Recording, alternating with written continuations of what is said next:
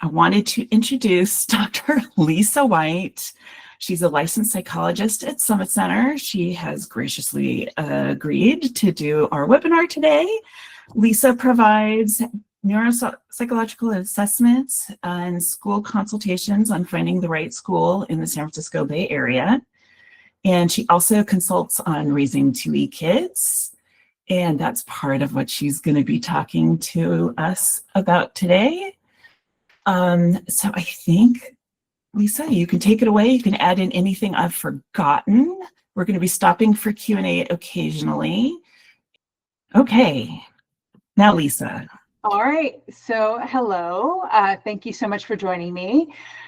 I'm Lisa White, and you are totally freaked out by this stage in your life, but maybe a little bit excited. I get it. I have been in your spot. I have twins who are gifted and 2E and who are in their sophomore years in college. So this talk definitely includes lived as well as clinical experience. This is an overwhelming but exciting time in your life. So you get to see what your child can do, but it's a lot, and I hope I can help you think through some of it. So I want to start out by saying that there's a huge variation in 2E kids, depending on their strengths, their challenges, their levels of independence and motivation, and so on. So everything I'm going to talk about here is not going to exactly fit you or your child's experience. It may fit an ADHD 2E kid and your child has dyslexia, or your child has level 2 autism, and this talk seems more geared toward level 1 autism.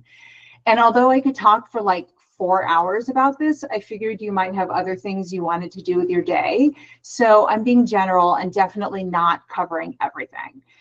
If you want to talk more specifically about your child, email the office to make an appointment. We can talk one-on-one. I'm happy to do that. Also, I talk really fast. I apologize in advance for that, but I have so much to say. And we'll have time at the end for Q&A, but I'll also be stopping periodically throughout the presentation for questions. So put questions in the chat or the Q&A box, and Elizabeth is going to moderate those. So first thing, should they go to college at all? If you, like me, went to college a million years ago in the 90s, I want to tell you that college is different now in a lot of ways. One main difference is that back in the old days, college seemed more like an exploration. You took classes in a variety of areas, you tried new things, you learned things because they were cool, you could major in something like humanities and still get a reasonable job later. Now a lot of kids see college almost like a trade school. Like they go in wanting to be an electrical engineer, and those are the classes they take aside from the gen ed requirements, and that's the degree they come out with, ready to get a job in that field, hopefully to make a lot of money. I don't know a ton of people my age who actually do what they majored in college. Like I was an English major. My husband, who works at Google, was a sociology major. Small liberal arts colleges are still wanting kids to explore, but it's just a different mindset for a lot of kids. Still though, college is a great, safe place to practice. Practice being who you want to be, practice independence, practice failing and picking yourself back up. Top College Consultants, which is a college counseling service who I'm a fan of, has a great article with a ton of questions to ask about whether your child is ready for college. I'm going to link it, and Elizabeth's going to post it in the chat, and you should definitely read it and talk it through with your child. One thing that is mentioned is being college capable is not the same thing as being college ready. And I want to say that even for kids who are probably college ready, they might not be interested in the college process, freshman, sophomore, or even the beginning of junior year of high school. Often kids don't get interested until senior year when other kids start locking in, and some kids don't even seem interested senior year. So if you're trying to get your sophomore on board with college planning and they're not into it yet, don't stress yet. Okay, so let's say that maybe college is on the table, or maybe community college, or maybe a gap year. So first, would a gap year be the right answer? So benefits of a gap year. Kids who take a gap year might have higher college motivation and better academic performance when they do get to college. They might have clarity around their academic goals and career goals after taking a year off.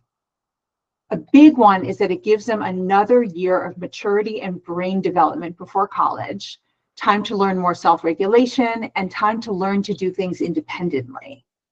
Some kinds of structured programs will allow them to do certain kinds of skill building, and they may have a better profile for college applications if they're reapplying to colleges or applying later. There are a lot of different types of gap year programs, both in the US and in other countries. You can do a volunteer or service program, an internship program, a language and cultural immersion program, adventure and travel programs, and then the skill building programs that I mentioned, some of which are designed for kids who have autism or ADHD or learning disabilities. A gap year should be structured, not a year of sitting at home playing video games. It can be a job, it can be a structured program. Do not have a vague idea of travel, because most 2E kids do not have the executive functioning skills required to plan something like that. Gap Year Association, Elizabeth's going to post this link in the chat also, is a great place to start looking at gap year programs. And kids can either apply to college senior year of high school, get in and defer for a year and take a gap year program. This works at private colleges, generally not state schools like the UCs. Or they can apply to college during their gap year, which I don't really recommend because that's a lot to do. I want to plug the gap year. One of my kids, granted it's the one who is less 2E, did a gap year where she traveled around much of the world. She went to 11 different countries. It was a great experience in terms of doing cool stuff, but also learning to navigate tough situations and self-advocating. Okay. Community college. Big thing about community college. It is way less expensive than a four-year college. Kids can live at home, or some community colleges either have dorms or student housing where a lot of students live, like Santa Barbara City College. A lot of students live there and they get that sort of living on campus experience. The admissions process is way simpler. Some of them have a pipeline to certain four-year colleges. There are more flexible class schedules, they might have evening classes or online classes in case you also have a job. There are career-focused options, so certificates for the trades or culinary arts or things that are not just sort of traditional academic programs. Often there are some of the same professors as four-year colleges, maybe not the tenured professors, but associate professors often teach at both community colleges and four-year colleges. Some community colleges also have clubs and student organizations like four-year colleges do, and potentially they may have smaller class sizes. If your kid does choose community college, be very clear about the transfer requirements if they want to go to a four-year college. The UCs have extremely specific courses that have to be taken before you can apply to transfer. And the UCs, you can only apply to transfer in junior year. So know these transfer requirements really well if your child's going to community college. And then a four-year college or university, the big one really is that college experience, campus life, sports, dorms, parties. And this may be something that a 2E kid maybe super into or maybe less into. Four-year colleges, universities, you may have research opportunities. Some kids find benefits later networking with alumni for jobs. They have more comprehensive academic programs like pre-med and pre-law, and there may be more financial aid options or scholarships or merit aid. And I want to say that there shouldn't be a stigma not to do a four-year college right off the bat. It can really feel like it in some communities, but this is about what is the right answer for your kid, not what's going to impress your next door neighbor. So let's say you're thinking of a four-year college. Even if your high school college counselor is really good, if everyone says they're great, if you have the resources, it may be helpful to hire a college counselor who specializes in working with 2E kids. They know the specifics for 2E kids and the accommodations that are available, which regular high school college counselors often don't know about. Also, if your regular college counselor doesn't do essays, you might want a writing coach who specializes in college essays. The real point here is that if you have the resources, you should outsource as much as possible because A, you want experts, but also you don't want to spend senior year yelling at each other, and things will get done far more quickly and easier with someone other than you. I cannot stress this enough. Like if you have the resources, outsource, outsource, outsource. You don't want to yell at each other all of senior year. And then I have some recommendations for college counselors that work with 2E kids, and Elizabeth is posting those in the chat. Certain colleges have specialized support programs for kids with various kinds of disabilities, and there are different levels of support. So a basic level of support, which most colleges have, you have your basic disability accommodations, which are provided at all colleges by federal law, as well as maybe free peer tutoring, a writing center, counseling center with like free group or individual services available. Students with good self-advocacy skills and the ability to like socialize and manage their work independently might find this support sufficient.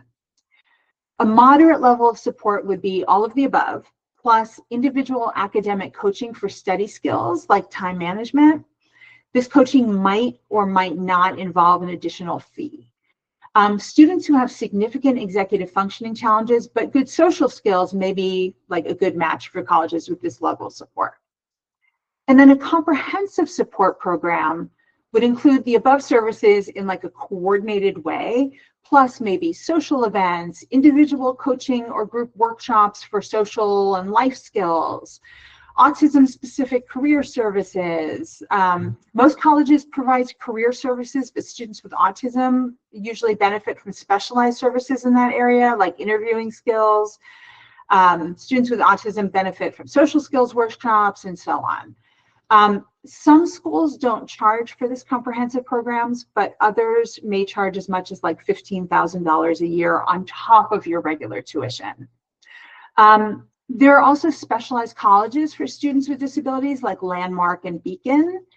And then there are programs like CIP that partner with colleges to provide the above services, and they also have summer programs. Elizabeth is going to post in the chat a list of colleges with specialized programs of various levels.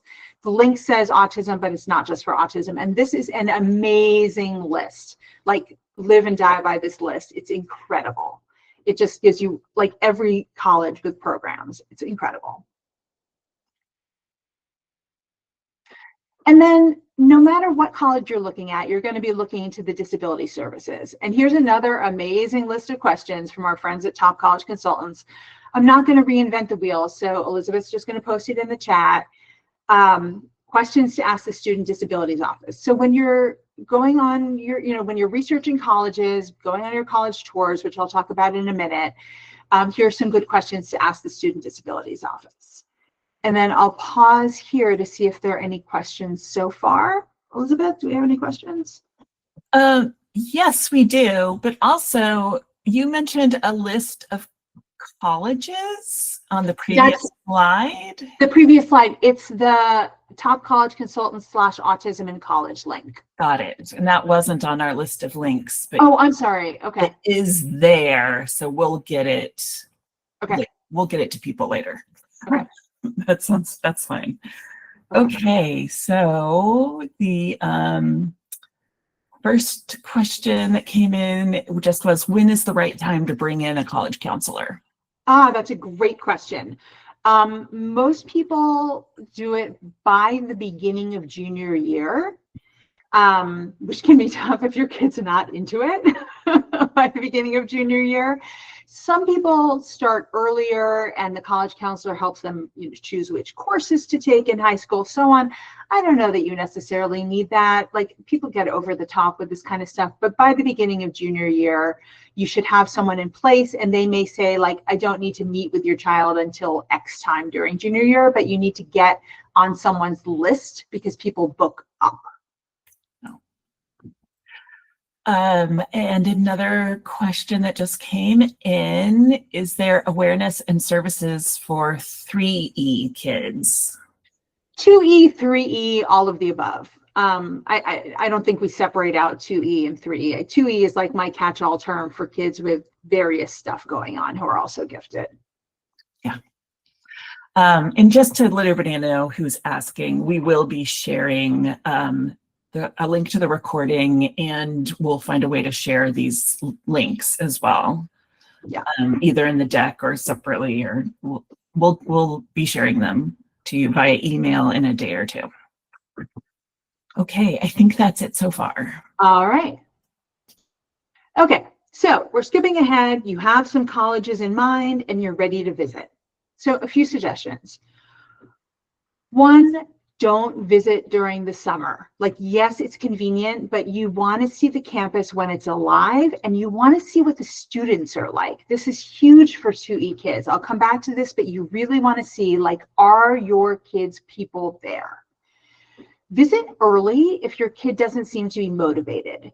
Like, if your kid is a freshman or sophomore in high school and like not into school, even just go walk around a college campus or look at a college course catalog online. Look at the courses and majors, see what looks cool. You get coffee at the college like coffee shop. Like, it can be motivating. And then you figure out what they have to do to get there. So 2E kids often have very poor, what's called nonverbal working memory, which includes something called episodic future thinking. This is the ability to imagine specific future events, drawing on past experiences.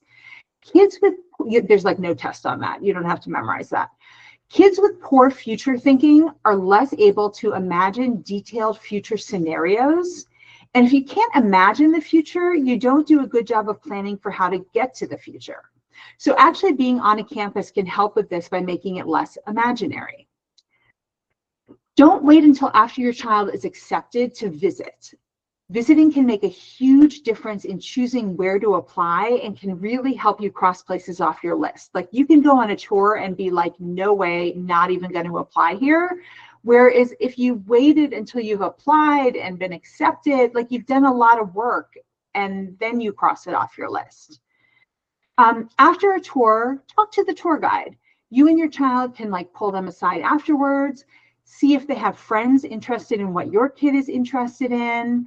Ask them some questions that they didn't ask on the tour. And then really, are your kids' people there? I feel like you can get a good education at pretty much any college. Like, really, you can. So is there a community for your kid to resonate with? Are there people like that? So hang out on the campus for a while if you can. Go get coffee in the student center, look at the flyers posted for events, walk through the library, like, just see what the other kids are like. Visit a wide variety of schools if possible. So like, if you're in the area of one school, visit another in the same area just to get a sense of diversity of options. If you're on vacation, is there a school in that area to visit if possible? And after your visit, have your kid write down or dictate or whatever their impressions right away while they're still fresh. This will help them when it comes to write the essay, which they have to do for every school, about why do you want to come to this school.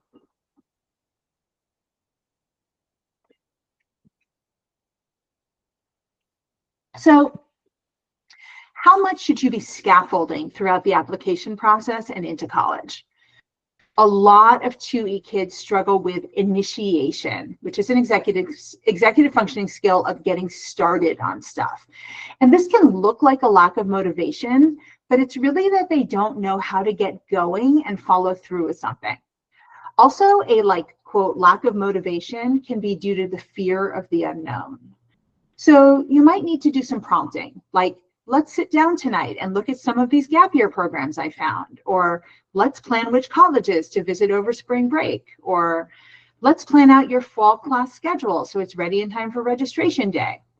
You can body double while they're working on applications.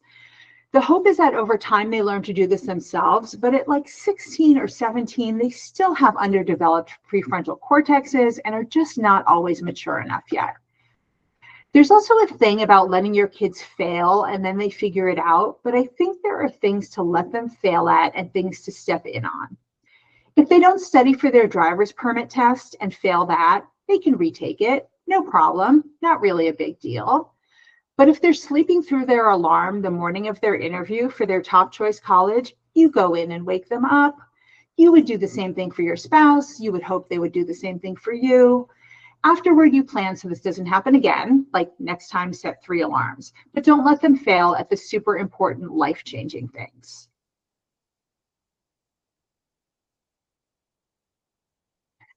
Does your child disclose their disability in the application?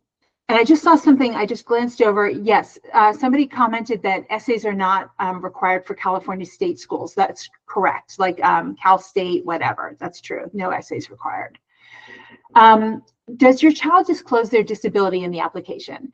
This is really a question for a college counselor, but my understanding is that the answer used to be like a whopping no, and recently things have really changed and a lot of kids now disclose.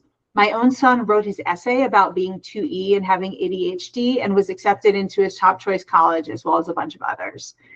If it's not in the essay, most applications have a space on them for like anything else that would be important that you haven't covered, and kids can just disclose there. Admissions officers, like at private colleges, but also like at UCs, want to get to know the applicant, and disclosing tells a big piece of their story. It can also explain parts of the application that might otherwise be confusing to admissions officers, like why they went to multiple high schools or why they didn't take a foreign language. So it can really clarify things. So getting accommodations in college.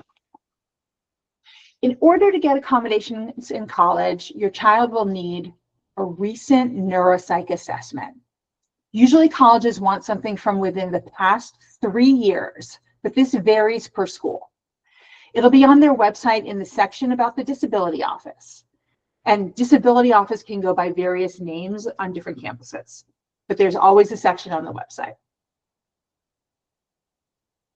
Your child having an IEP or 504 plan in high school, doesn't matter.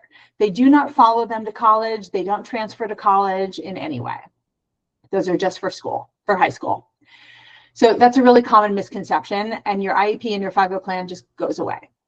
So a good time to do the new neuropsych assessment if you need one. Often people do them the summer before senior year, but anytime junior or senior year should be okay. Remember that there are often wait lists for evaluators and people schedule way out, so plan accordingly. But I happen to know that Summit Center has some testing availability now if you want to jump on it. I have space, other people have space, so if you want to get going on that neuropsych evaluation, call Summit Center.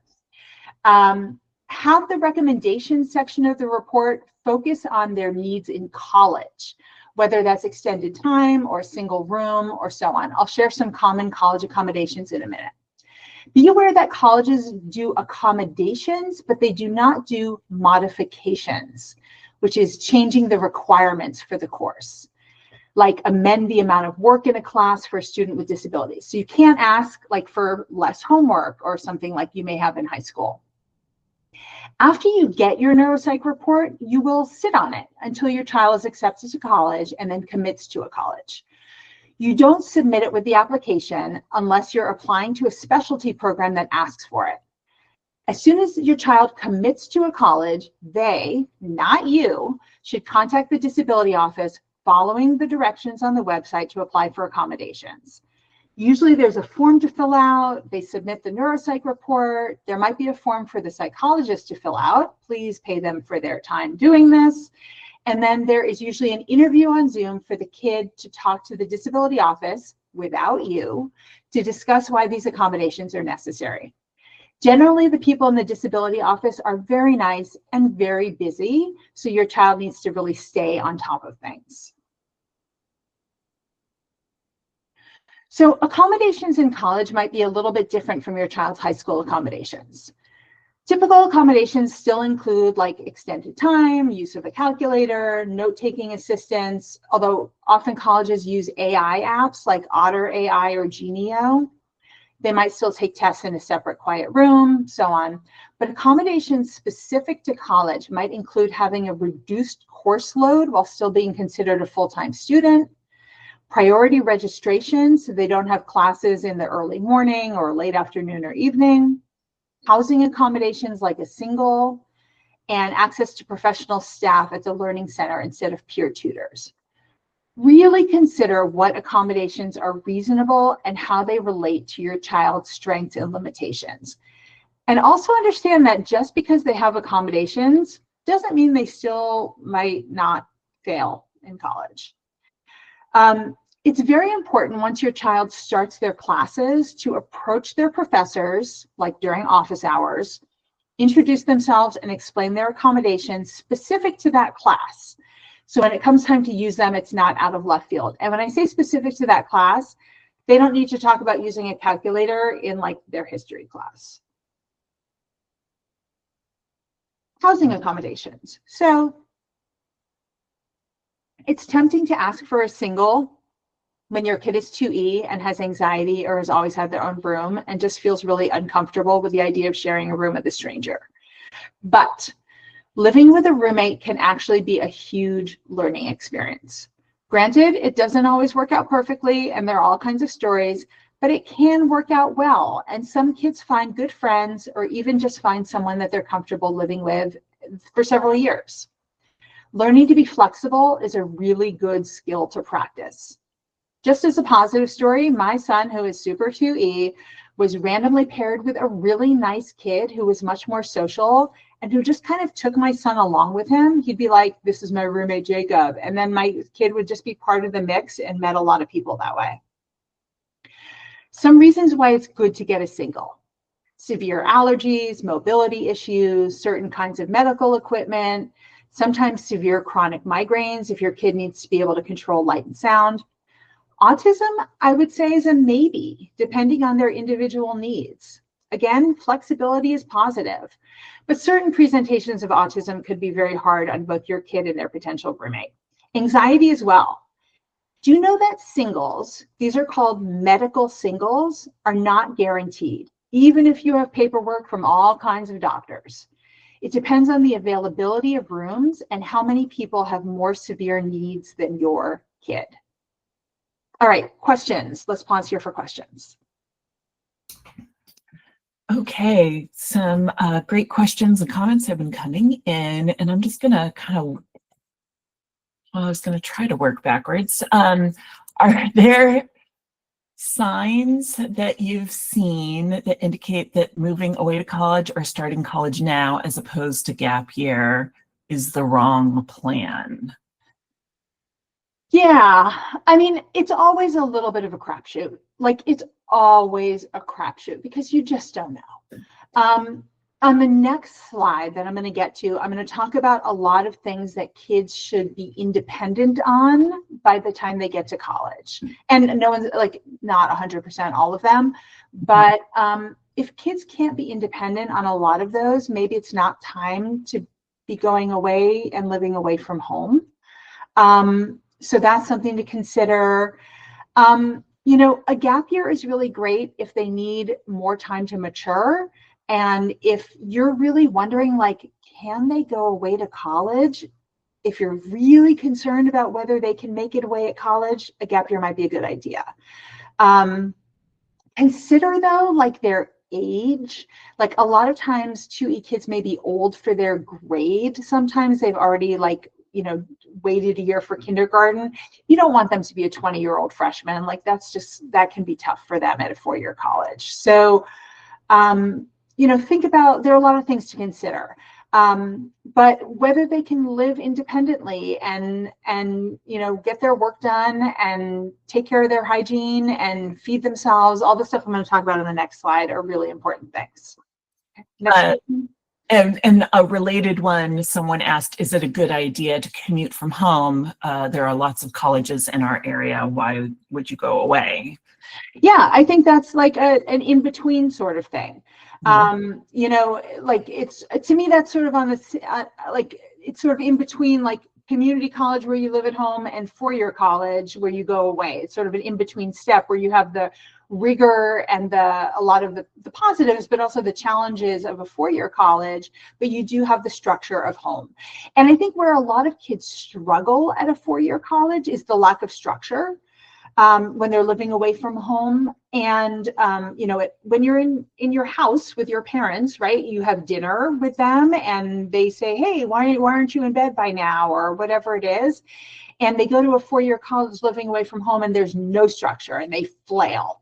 So, living at home and going to a 4-year college or a community college, you still have more of that structure of home, which can be really helpful.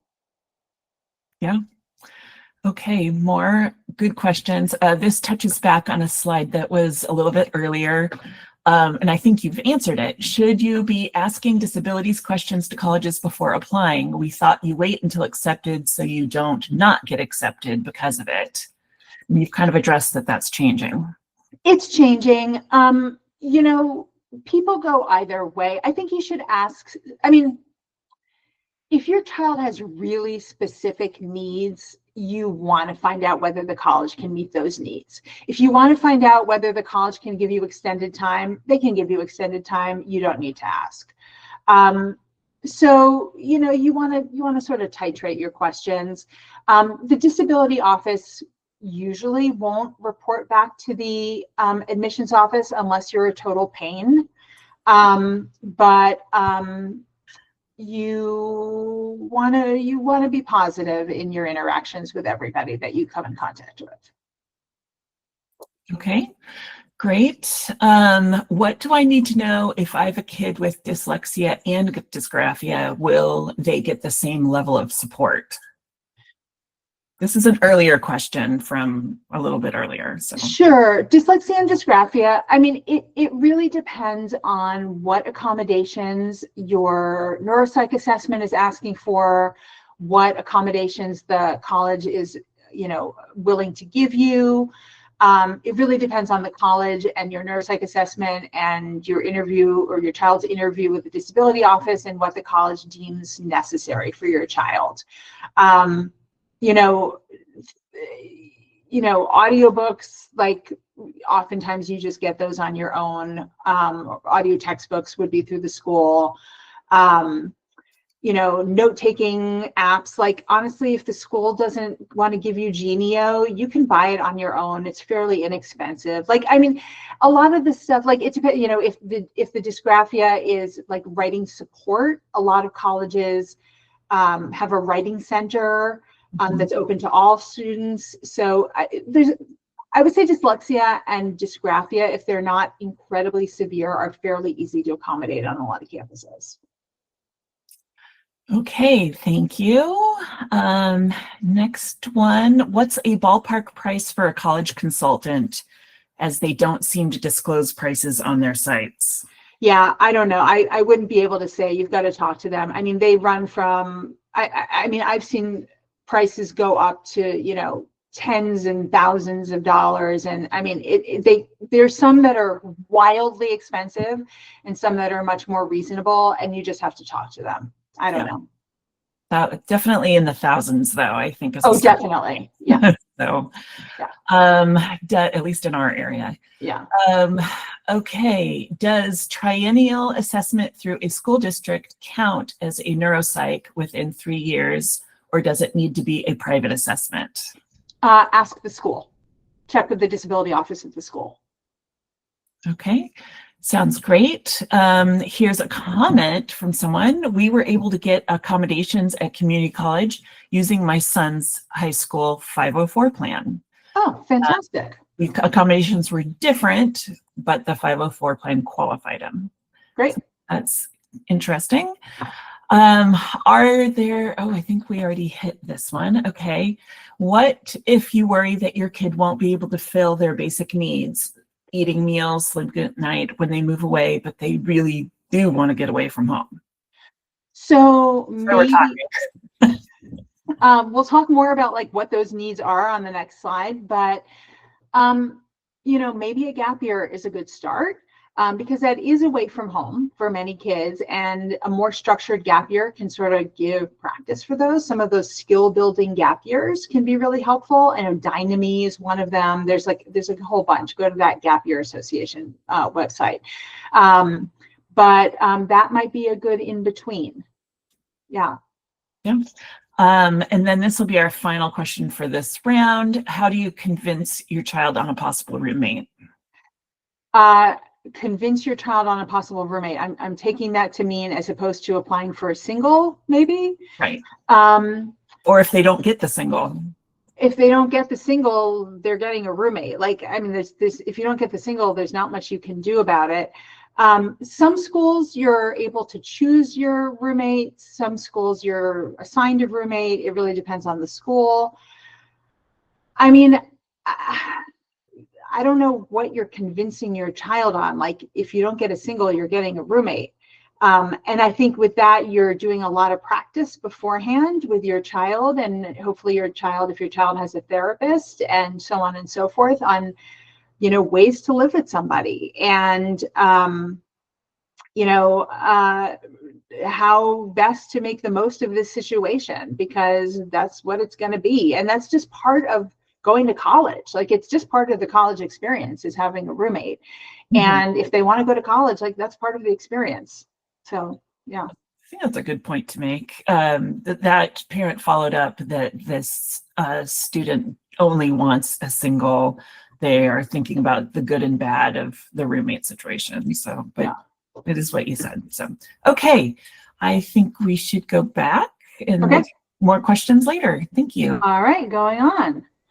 All right, get ready, strap in. This is a big one. All right.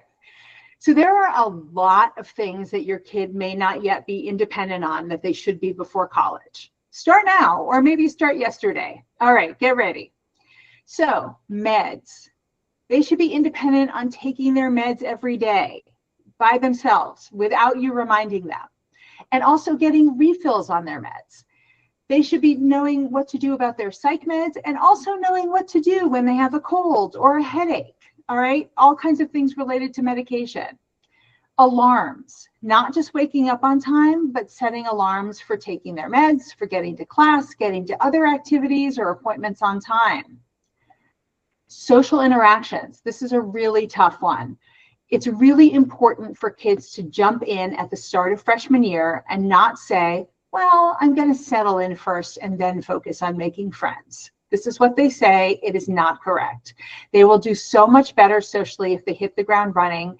It is so hard, and a lot of 2E kids find orientation week to be exhausting and overwhelming, but that is how most kids make their first friends. An interesting website is succeedsocially.com, which has articles on how to make friends. It's really clear and 2E friendly and not like stigmatizing. Kids these days seem to make fewer friends in their dorms than we did in the olden days. People don't just like leave their doors open like they used to, and kids walk around with headphones on all the time, and they're like not gathering in the dorm common room to watch Melrose Place together. But kids make friends by joining clubs, awareness events, volunteer groups, religious or cultural organizations. Those are all good ways to meet like-minded people. Most colleges have a club day near the beginning of the year or even the beginning of each semester. And it's good practice for kids to sign up for everything vaguely interesting. They can always drop things if they don't turn out to be good later. Making friends is one of the hardest things for 2E kids to do on campus. And this goes back to finding a school where their people are. You know, like, again, I cannot stress this enough. You can get a good education at most colleges, but you want to find one where their people are. Laundry.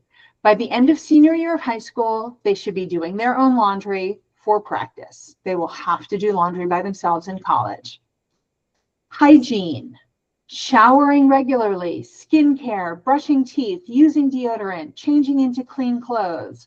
I know this can be a real sticking point for some 2E kids, but this will make a huge difference in making friends, getting along with a roommate, etc. Especially because it's usually hot when they move into college, and most dorms don't have air conditioning, and kids can get particularly sweaty and stinky, and that's not how you want to start your college experience. Also, kids who get periods should be buying their own period products and knowing how to use and dispose of them appropriately. Money. Kids should be able to do a very rudimentary budget, even if it's just knowing how much they have to spend on fancy coffee and DoorDash each week. How much money is reasonable for your kid to spend really depends on the circumstances of college. Are they living at home, on or off campus? How much food is provided on the meal plan if they have one? Are you expecting them to cover buying their own clothes and toiletries, etc.? Like there's no like right amount of money that your kid should have each week. Nutrition. Kids should know how to feed themselves appropriately, how to put together a meal that isn't just beige so they don't get scurvy, how to get enough protein, eat a fruit or vegetable occasionally so they poop, figure out when in their daily schedule to eat, sleep and getting up.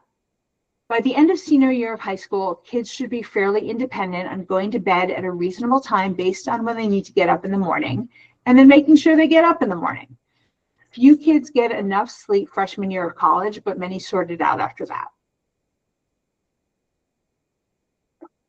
Making appointments.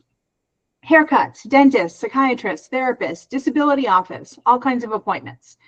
There's an interesting article by Dr. Mark McConville, who has a book called Failure to Launch, on why kids hate calling for appointments. And the gist was that they're often afraid that the person on the other end of the line will think they're just a stupid kid and they will feel humiliated. Of course, this is rarely the case, but kids need a lot of practice on this one. Luckily, you can make a lot of appointments online, and kids should practice doing that as well. Filling out medical forms. They should know how to find their insurance numbers, who's the plan owner, what the plan owner's birthday is, what their allergies are, all that stuff. Managing technology use, social media, gaming, etc. And I'll talk about more of this in a minute. Know options for and how to buy contraceptives, birth control pills, condoms, lube, morning after pills. A lot of college health centers make this very easy for kids. Some even have vending machines for condoms and the like, but your kids should know how to buy this stuff. Talking to their teachers and advisors. This is so hard for some kids, but talking to your professors in college can really help and can make or break your grade in a class potentially. Practice in high school. Asking for help in general. Normalize asking for help. Also knowing what resources exist or how to find them. Getting to class, not just on time, but prepared with the right materials. And they need to go to class and to labs and to study groups. Something super fun to do is divide the cost of tuition by the number of days of class and see how much each day costs. You can get even more granular and mathy and figure out how much you're paying for each individual class if you like. Sometimes this gives kids a little motivation. Managing their time. How to put together a schedule with room for classes, eating, sleeping, being social, exercising, walking from place to place, having downtime, studying, etc. A huge part of this is knowing how long things will take, which is super hard for people with ADHD. There's a site called Goblin Tools. Elizabeth can put the link in the chat. That has, among other options, a time estimate generator that can help. Granted, these things vary among people a great deal. Learning how to study. A lot of smart kids come out of high school with absolutely no idea how to prepare for tests. And in college, a lot of class grades are just the tests. They also should learn how to note take because a lot of kids in high school just never take notes. And not just depending on their memory. Like this is a huge, weird trouble spot for kids who go off to college. They think they can remember when things are due and when they have class, and they really can't. They need a system. So people like executive functioning coaches can help with a few of these last ones, like managing time and learning how to study. But in the end, your kid is the one who needs to actually do it. So again, this is a lot of things. And no kid goes to college 100% independent on all of them, but you should aim for quite a few of them. But don't worry, they still need you. I have this theory that some kids instinctively just know how to do certain things and other kids need to be explicitly taught. Usually 2E kids need to be explicitly taught, especially when it comes to things that have to do with people and procedures. I have one kid who just knew what to do to get a summer job and one kid who needed to be walked through the steps. They would both be great employees, but getting the job was a really different process. So it goes with a lot of college stuff. 2E kids need scaffolding. Some things that are helpful are helping them pick out courses, especially a long-range plan toward a major, going through a syllabus and putting all the dates of tests and papers into their calendar, practicing how to work out issues with roommates, showing them what goes where on a medical form, coaching them on and proofreading important emails to professors, and so on. But the goal is to teach them and then have them move on to doing it themselves, not to have you keep doing it with them forever. All right, switching gears a little bit. Therapists and meds out of state. So if your child is going to college out of state, their therapist and prescribing doctor will probably not be able to work with them unless they also happen to have a second license in that state. I know a number of therapists who are licensed in multiple states for this reason, but there are some states like Massachusetts where it is very hard to get a second license. So for therapy, finding a new therapist can be very hard. The college likely has a counseling center, but those are generally for crisis situations or short-term help, not like long-term ongoing therapy. You can ask your current therapist if they're willing to get licensed in the new state, if it's one of the easy ones, or if they have any connections in the new state. Some therapists are on like listservs or whatever with people from around the country. You can go on Facebook and find a group for parents of 2E kids in the new state and see if anyone has any recommendations. If your kid is fine with online therapy, that's much easier because the therapist can be anywhere in the state. Otherwise, they'd have to be like an Uber ride from campus. It's really tough. For meds, if it's anything other than ADHD meds, you may be able to do mail order. Sometimes the health center on campus will be willing to prescribe. It varies from school to school, but your kid will still have to go to the nearest like CVS or whatever to pick up. For ADHD meds, it's much harder. You will need to find someone prescribing in that state, and your child will need to go to the CVS once a month to pick up the meds. Or if you have a willing doctor at home, they may be open to keep prescribing and you mail the meds to your kid, up to the doctor. Either way, your kid really needs to be on top of refills so they don't call you and say, oh my God, I'm on my last pill, I need more tomorrow, which not that that has ever happened in my life. Okay, legal stuff. One thing to do before kids go off is have them sign power of attorney and HIPAA release forms. There's some controversy around having kids do this because of some parents being way too intrusive and controlling and bad. But overall, it's a good idea so you can make medical decisions if your kids are incapacitated. You will need them for both the state you live in and the state in which they go to college. There are free forms online, or you can do something like Mama Bear, which has a fairly inexpensive package that's very easy to do. Okay, social media use prior to college. I find that 2E kids really vary in their use of social media. Some are super into it and some are not. Either way, there's a lot on social media that is useful when going through the college process. College admissions offices often have Instagram accounts. Different clubs and activities have Instagram accounts, and there's a whole thing of like class of 2029 or whatever Instagram accounts once kids get accepted, where they can see other kids in their class and kids start messaging each other. For some schools, this is how kids find roommates.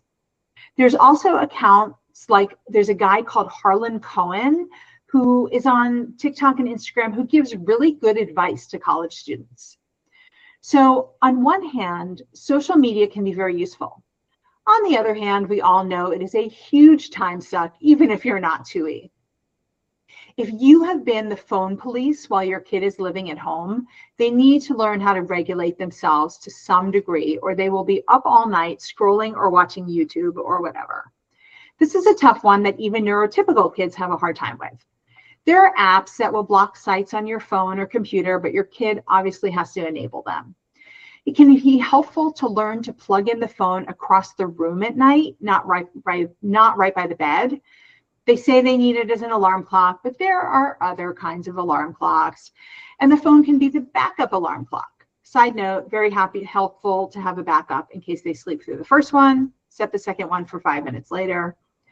Learning self-regulation with phones and other media sites is probably one of the hardest things they will do. We all have trouble with it. These sites are designed to keep you on them. Technology. Good tech can really help. First, don't cheap out on their college computer, and the computer they used in high school, especially if it's a Chromebook, may not be enough for college. Kids are divided on using Macs versus PCs, often depending on what they need for their majors, so check that part out before you buy anything. Quite a few kids now use iPads for note-taking, and there's a fabulous iPad app called GoodNotes that is AI-powered. It can turn handwritten text and numbers into like typed text. It learns your handwriting, even for super dysgraphic kids. You can draw shapes and figures, upload PDFs, write on uploaded documents. I am not getting kickbacks from them. I just think it's amazing. There's also the free site I mentioned called Goblin Tools that offers a to-do list option that will break down tasks, the task time estimator I mentioned, and more. In class, kids sometimes use AI apps like Genio, which record lectures and turn them into notes. Sometimes disability offices provide this. And don't sleep on Google Calendar, which is really great and free. There are other calendar and to-do apps that you can buy. Quizlet is a flashcard site that a lot of kids use. But although there are a lot of great tools, colleges are serious about kids using AI for writing papers and such. Even programs such as Grammarly sometimes trip the triggers for AI usage. And it's generally up to the student to prove how they didn't use AI if they're accused. Like realistically, these are used a ton, and there are statistics showing that usage of ChatGPT went down 70% in June 2025 when school got out for the summer. But I really feel like 2E kids are lightning rods, and they are always the ones who are getting caught. So like this is a big deal for 2E kids. So changing gears. Even kids who never drank or smoked weed or anything in high school might do it in college, even your kid. For kids with social skills challenges, they're sometimes drawn to this because it makes them feel less socially inhibited. It's important to have conversations with your kid before they leave to make sure they're aware of drinking or doing drugs in a safe way. So some suggestions: only do it around people they trust. This can be really hard to gauge for some 2E kids. How do different drugs interact with their meds? And there's a website that Elizabeth will post in the chat, drugs.com, drug interactions, where they can type in what meds they're taking and then what street drugs or alcohol or whatever they might be trying, and it'll give them all the interactions and how dangerous they are. Which drugs to never do depending on their diagnoses. So nobody should be doing pills, powders, or needles, but also don't take benzodiazepines like Xanax or Molly, which we used to call ecstasy if you get depressed, or no hallucinogenics if you have schizophrenia, or no cocaine if you're super anxious, like just an overall bad idea. How to use Narcan, which you're going to send with them, but colleges also have as well. And Narcan counteracts the effects of opioid overdose. General rule, don't use alcohol or take drugs and have sex at the same time. Like for kids who are kind of inexperienced in sex, drugs, and alcohol, don't do them at the same time. And then how to know when someone needs, how to tell when someone needs to go to the hospital. And then video games, the other addictive behavior. Don't send your kid to college with a video game system. Just don't send it. They love it. They don't need it. You think it will help them make friends, but it's better that they find someone else who has a video game system to be friends with, so it's not in their room and they don't get sucked into playing all night. Just don't send it.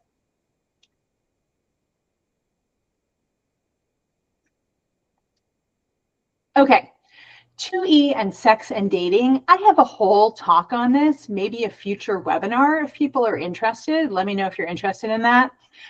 But for the purposes of this talk, 2E teens are still teens. They still have hormones and the same desires and feelings as any teen. But there may be discrepancies between their cognitive, emotional, social, and physical development. But your 2E teen may have sex at college. Right now, I'm just going to talk about consent.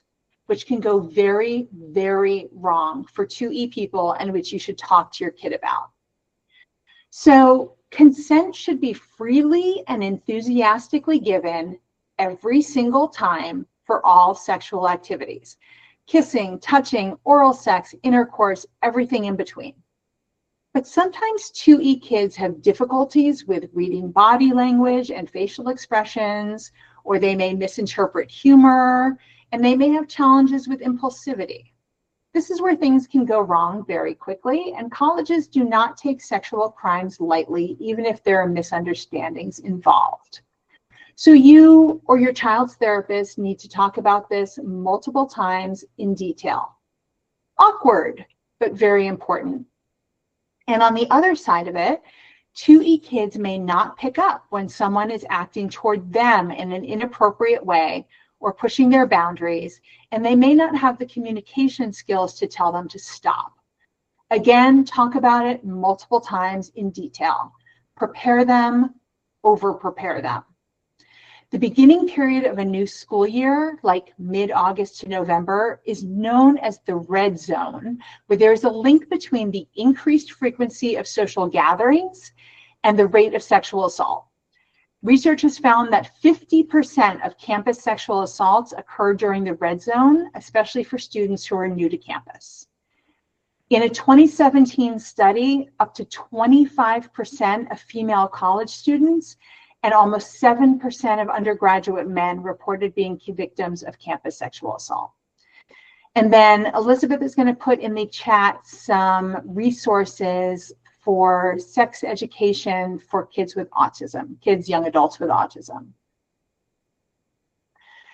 And let's stop there for some questions.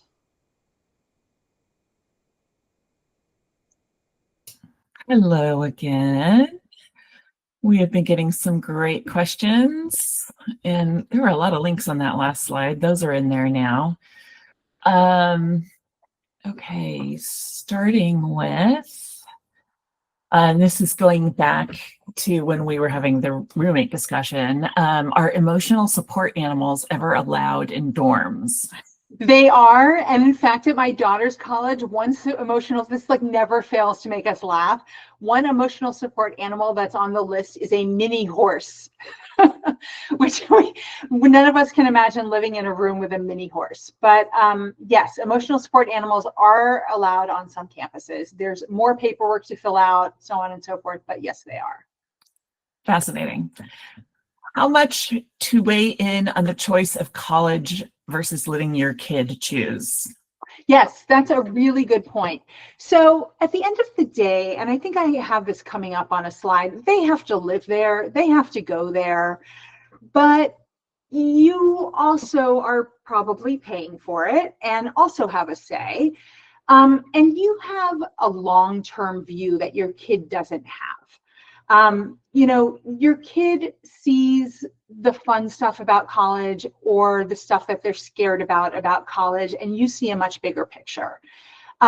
So I think, you know, you can't make your kid go to a college that they absolutely are going to hate and don't want to go to, because that's not good for anybody. But I think there can be a lot of discussions about the right answer. And I will say, do not bankrupt yourself to go to a particular college. You can take out loans for college, but you don't need to bankrupt yourself. Do not spend your retirement money on college. You cannot take out loans for your retirement. Okay, thank you. Can you please clarify for students who take a gap year, when would they apply for college and how would the gap year be perceived by colleges? Yeah, so colleges usually are very much in favor of kids taking a gap year because they know kids come from gap years more mature, more life experience, so on and so forth. So don't worry about the gap year. Kids can either apply, I think I mentioned this, kids can either apply for college during senior year of high school, get accepted and defer a year, and then go on a gap year. This works for private colleges. It usually does not work for like a UC. You have to reapply for a UC.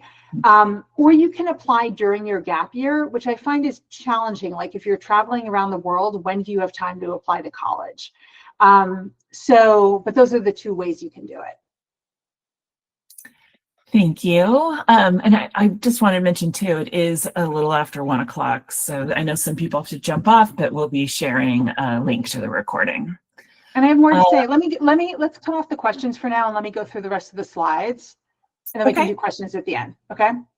That's great. Okay. Great. So important things to send in addition to the twin Excel sheets. There are so many millions of lists online of things to send with your kid to college. And so these are just a couple that people don't often think of. Condoms for kids of all genders. The Plan B morning after pill for girls and AFAB people. You can buy these on Amazon or in many drugstores. Be aware that the Plan B pill is only effective for people up to 165 pounds. For people over that, you need Ella, which is available only by prescription, which is super stupid, but get a prescription filled and send it. Narcan, available on Amazon or in many drugstores over the counter. Fentanyl testing strips, available on Amazon. Some people like these adhesive covers you can buy on Amazon that you put over your drink cups at parties to avoid your drink being tampered with. Have Uber and Lyft downloaded on their phone with a credit card entered just for emergencies. Send extra meds if you can, and then look at those lists online. I also want to say there's a push to make dorm rooms super fancy and elaborate, and it's tempting to go all in because it's like something you can do for your child. But honestly, don't make their room too comfortable. You want them to get out of their room, not be a hermit. I got my son this like top of the line mattress topper because of course I wanted my precious baby to sleep well, but his bed was so comfortable. He was having a hard time getting out of bed for class. So backfire. Okay, once they're at school, what should you have the visibility on and what is appropriate for you to be involved in? The parent Facebook groups for different colleges are a great source of humor for this. Your child's dorm room window won't open. Not your problem. They can deal with this on their own. There's one I heard about a parent at an information session for an East Coast college asking the college rep, what if my son doesn't want to wear his winter coat? And the rep said, he'll freeze. Next question. You should never be contacting professors on behalf of your child. You should always let your child try to deal with it first. Partly because you want to show them that you have faith that they can figure it out. You can coach them beforehand, but they should try alone. Do you track their locations with Find My Friends or Life 360? You can, I don't, but please only loosely. I saw a great one on a parent Facebook group that said, my child appears to be spending nights in a dorm other than his own. Do you think there's a problem with Life 360's tracking? And don't text them to ask why they're not back in their room yet. Also, please don't share your child's personal information on the parent Facebook groups. Your child would likely be mortified that people knew that they were bullied in high school and not making friends in college and are lonely and crying at night. Other parents do not keep that information private and will tell their own kids. It might be acceptable if your child is really having a hard time finding like-minded people to ask if anyone else has a freshman interested in X who might want to meet up with your child, but please keep the personal information to yourself. You also want to fade out any involvement over the years. By the end of college, they'll be like 22 or so, maybe older for some. You can always be a source of help or information if they come to you like forever, but you don't want to be the one in charge. It is very hard. Parent in the first image, your child not knowing if they need a sweatshirt should not really be a heartwarming moment. They should be prepared for this. I do really feel for the mom in the second image. She starts out strong, looking for dorm room picture and just spirals. But on that note, when it's hard for you, don't let that slip through to your kid. Your kid does not need to manage your emotions in addition to their own. The other day, someone told me that at their kid's college orientation, they were told, don't be either more excited or more sad than your kid. Okay, take a deep breath. This was a lot. At the end of the day, they're over 18 and away from home, and you can only do so much. They're going to do what they're going to do, hopefully without lasting bad consequences. The big goal is for them to have a happy and successful life without you, or with your minimal involvement. This is the first step. Your relationship with your child is the one relationship where your hope is that they leave you. Good luck to you all. Whoops. Here are some resources, books that are helpful. Elizabeth will put those in the chat. And now we can take some more questions. There's how to reach me, email Summit Center, and let's take some more questions. You had another slide called the when to jump in? It was sort of out of order. Should we go back to that? All right, we can go back to that. All right. I had the link to share. Oh, okay. All right. You didn't That was sort of went out of order. I don't know what happened there. Okay, so we'll go back. When to jump in. If you see your kid is on a downward spiral, if you get the sense that they're not sleeping or sleeping too much or not going to class or not eating or not leaving their room, not showering, having panic attacks, it's hard to tell. Colleges don't provide parents with any updates or information about grades, and missing assignments don't trigger any outreach, and their professor is not going to contact them and ask why they're not coming to class. If you have the contact information for their therapist and you're worried, you can contact their therapist, but they can't speak to you without your child's consent. It's often really hard to know when things are going downhill until something big happens, or your child comes home on a break or the grades come in. It is normal for kids to have a hard time at the beginning of freshman year or gap year or whatever, especially if they're away from home for the first time and they haven't lived with anyone else before. They're away from the people they know well, family, old friends, the people they can trust, and they don't have people yet that they can just like relax into. That's really hard and exhausting. They need new routines, and we know our 2E kids often do well with the routines. So often kids have a hard time and even say that they want to come home. The thing is to not make that kind of decision after a hard day. If they have a string of good days and still think it's not the right place for them, then you can have that conversation. But none of us should make big decisions after a terrible, horrible, no good, very bad day. You can also distinguish homesickness from home-seeking, looking for a place to fit in. And there are multiple places you can call home over the course of your life. And also, what is homesickness and what is actually depression or anxiety or panic? There's a theory called the W curve model that was proposed in the 1960s to describe culture shock that also describes a child adjustment to college. I don't have enough time to go into it, but Elizabeth's going to post a link to an article about it. Super interesting. Also, when you're talking to your kid at college, ask questions like, what did you do today that was fun? What did you have for dinner? What was something interesting that you learned in class today? Versus, how are you? Because then you get fine. Gretchen Rubin, who researches happiness, says, don't interview for pain, meaning don't say, is the food still really bad? Or is your roommate still being really annoying? Because then you're just asking for the bad stuff. Okay. All right. Questions. And I think I'm going to turn off the slides so you can actually see me. Does that sound okay? Sounds great. All right. Thank you so much. The failure to launch book that you had mentioned quite a bit earlier, is that the one by Mark McConville? Yes. Right? Yes. Excellent. We can try to put that in resources that we share later.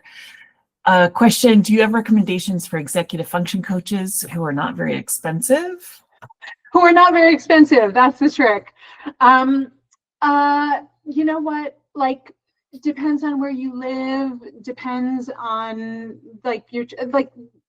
there are a ton of them out there. What you want to look for is an educational therapist who specializes in executive functioning. There is a website, it's AET Online, which is the Association of Educational Therapists, AET Online, and they have a search function, and you can go on there and search for your location and search for executive functioning and so on, and that's a good way to start looking for somebody. And at Summit Center, we have Deanna Kim, who offers this biannual executive functioning support course for parents, which kind of allows you to become the coach a little bit. So yeah, she does that every October and every February, I think, or March. Okay. It's supposed to be fantastic. Yeah, yeah, it's great feedback. Very okay, next, when do you suggest starting to allow more access to social media and devices without restrictions so that they can learn regulation before college? That's a great question. I think it depends on your child.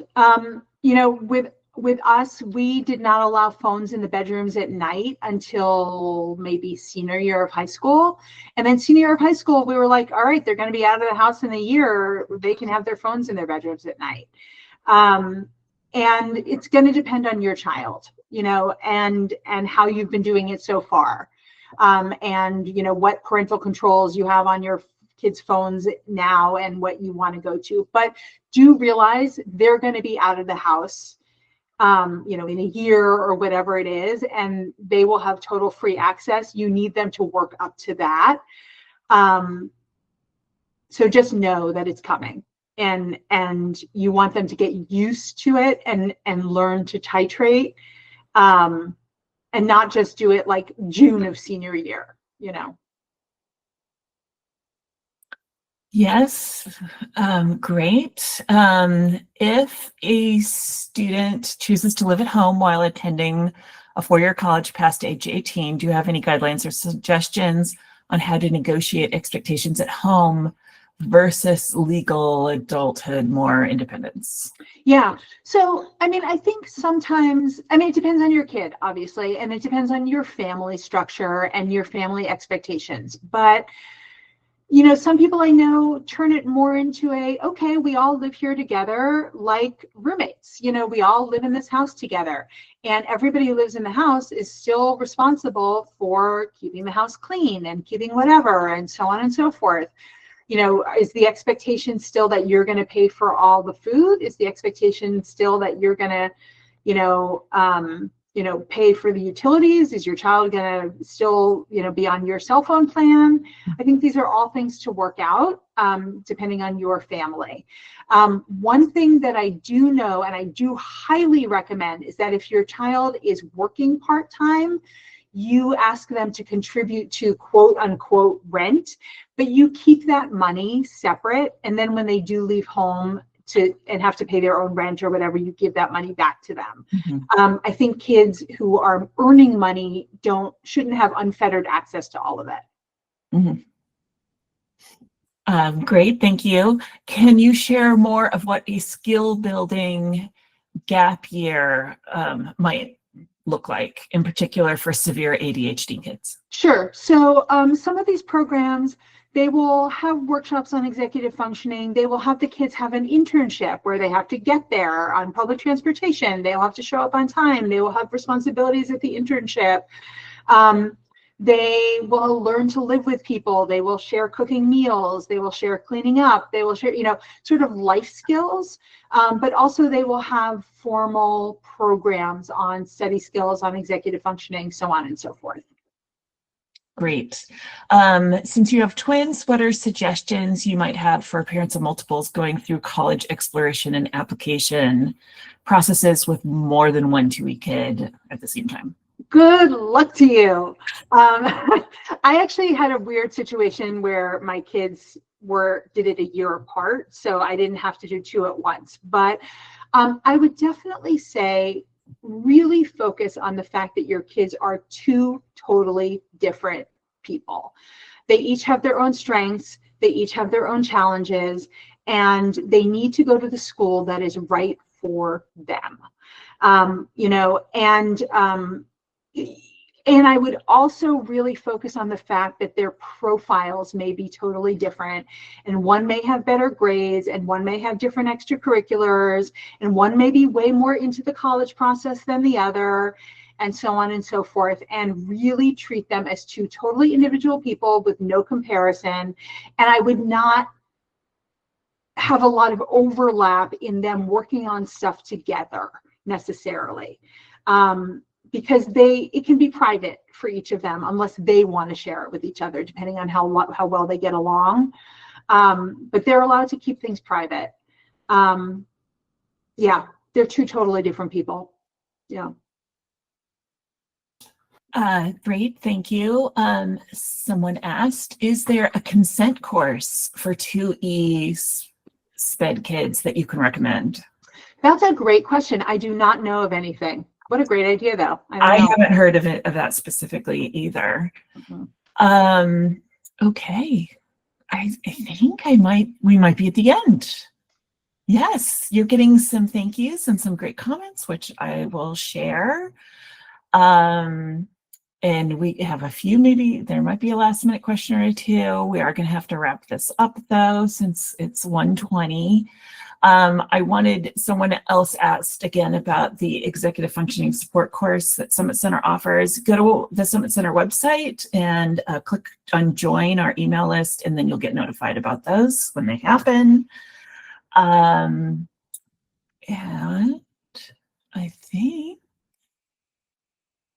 I think we're at the end. Here's the last one then. What if my student doesn't know what they want to study? How do I find the right school and program? Maybe how? They don't have to know what they want to study. I think expecting kids to know what they want to study when they're 17 years old is ridiculous. I think that look for a college that has an interesting sort of, not gen ed requirements, but like core requirements program. Different colleges do it differently, and let them figure it out once they get there. They don't have to know. Find a college that has an interesting program where they get to explore lots of different things. Yeah. Great. Thank you so much, Lisa. Thank you to everybody who attended. All right. Thank you so much. Again, if you have questions about like your specific child, contact the office and we can talk further. If not, thank you so much for coming. This was really fun.